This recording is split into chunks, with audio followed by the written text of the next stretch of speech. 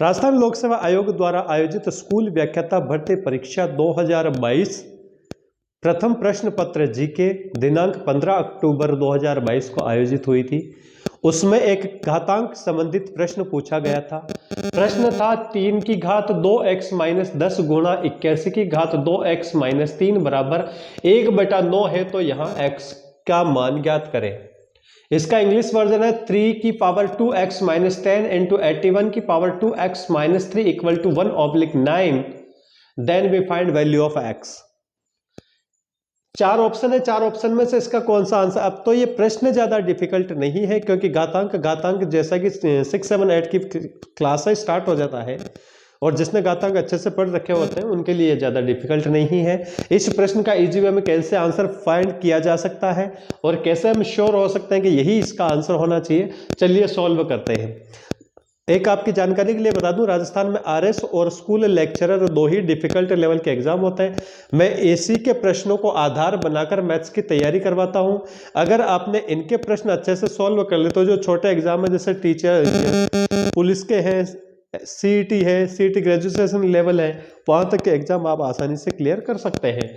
चलिए इसको सॉल्व करते हैं। तो घातांक में सबसे पहले हमारा जो फोकस रहता है वो रहता है आधार समान करने पे। सवाल है 3 की पावर 2x माइनस 10 इंटू 81 की power 2x minus 3 equal to 1/9, x की वैल्यू फाइंड करनी है। तो यहाँ पर हमारा आधार 3 है, यहाँ पर 81, यहाँ पर 9 है।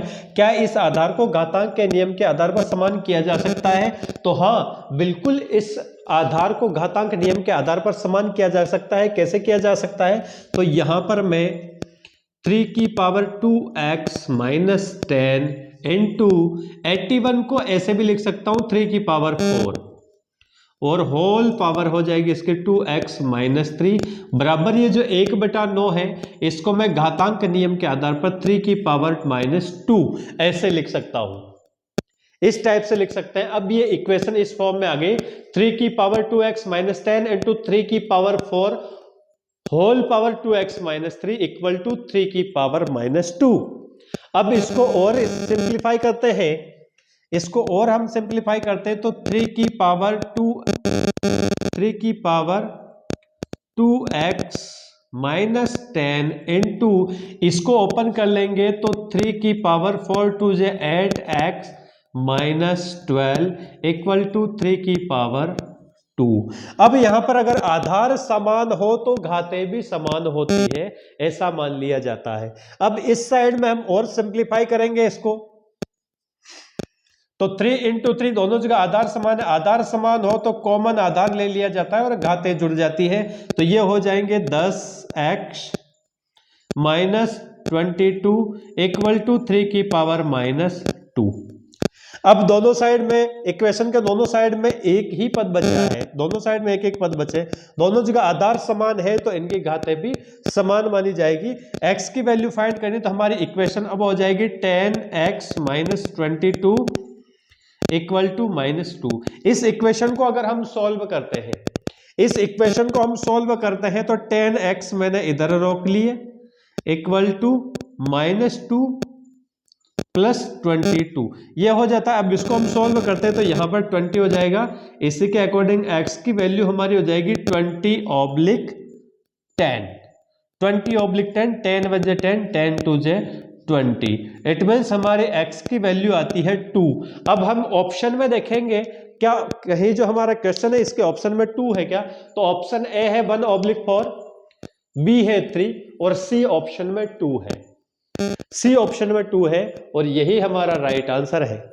आरपीएससी ने भी यही इसका आंसर माना है। आशा करता हूं वीडियो आपको समझने में आया होगा अच्छे से। अब एक और प्रश्न लिया है मैंने, एक और प्रश्न लिया है, यह भी राजस्थान लोक सेवा आयोग द्वारा आयोजित स्कूल व्याख्याता भर्ती परीक्षा 2015 में पूछा हुआ है। आरपीएससी का जो 2015 या 2020 कंफर्म नहीं है, 2020 में पूछा हुआ होगा शायद। बताते हैं प्रश्न क्या है। परिमेय संख्याओं का दशमलव निरूपण नहीं हो सकता। परिमेय संख्याओं का दशमलव निरूपण नहीं हो सकता। संख्या पद्धति हम पढ़ते हैं जिसमें प्राकृत संख्याएं, पूर्ण संख्याएं, परिमेय संख्याएं, अपरिमेय संख्याएं, वास्तविक संख्याएं, पूर्णांक संख्याएं जो हम पढ़ते हैं, वहां पर तो ये प्रश्न आया है। अब अगर आपको परिमेय संख्याओं का दशमलव प्रसार अच्छे से पढ़ा हुआ है तो ये प्रश्न बिल्कुल इजी है, इसमें कोई कुछ नहीं लगाना, बस परिमेय संख्याओं का दशमलव प्रसार अगर अच्छे से पढ़ा हुआ है तो केवल बेसिक। जब इस पेपर को, इस क्वेश्चन को पढ़ते हैं बिना सिलेबस को पढ़े हुए, बिना इस मैटर को पढ़े हुए सीधा प्रश्न पढ़ते तो लगता है कि यार ये प्रश्न कहां से आया, इसका आंसर कहां से, बट इतना है, इस प्रश्न में इतना कुछ है ही नहीं, बस सीधी सी परिभाषा है। परिमेय संख्याओं का दशमलव निरूपण नहीं हो सकता, मतलब किस रूप में परिमेय संख्याओं का दशमलव निरूपण नहीं हो सकता? शांत हो सकता है। शांत दशमलव प्रसार क्या होता है? मतलब दशमलव यूज करने के बाद कुछ चरणों में, या तो दशमलव का प्रयोग करने के जस्ट बाद में या कुछ चरण बाद में उस संख्या का शेषफल 0 हो जाता है तो वो शांत। फिर अनवसानी, अनवसानी को अशांत भी बोलते हैं, यहां पर चुकाने के लिए अनवसानी लिख दिया, बाकी इसका नेम अशांत भी है। अब शांत का मतलब शेषफल 0 हो जाता है और अशांत का मतलब शेषफल 0 नहीं होता, शेषफल 0 नहीं होता। और अनवसानी आवृत्ति, तो ये दोनों तो करीब करीब समान ही है, तो शांत हो सकता है, अनवसानी आवृत्ति हो सकता है। अनवसानी आवृत्ति कैसे? जैसे 1/3, ये ले लिया मैंने। अब इसको मैं यूज कर रहा हूं, 1 को डिवाइड कर रहा हूं 3 से, 1/3, तो यहां पर मेरे से डिवाइड नहीं हो रहा, मैंने डेसिमल यूज कर लिया और ये हो गए 10, 3 3 जे 9, 3 3 जे 9, 1 बच गया।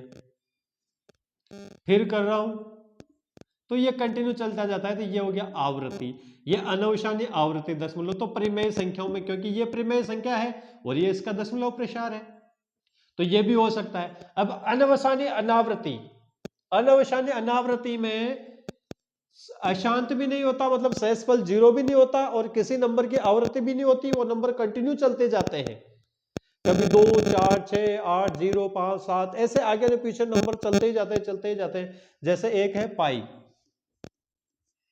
पाई का मान होता है 22/7, कभी आप इसको करके देखना, ये अनवसानी अनावर्ती नंबर है, इसमें कभी 0 नहीं होगा, पूरी उम्र निकल जाएगी, डिवीजन करते ही जाना, नंबर आगे से आगे आते ही जाएंगे।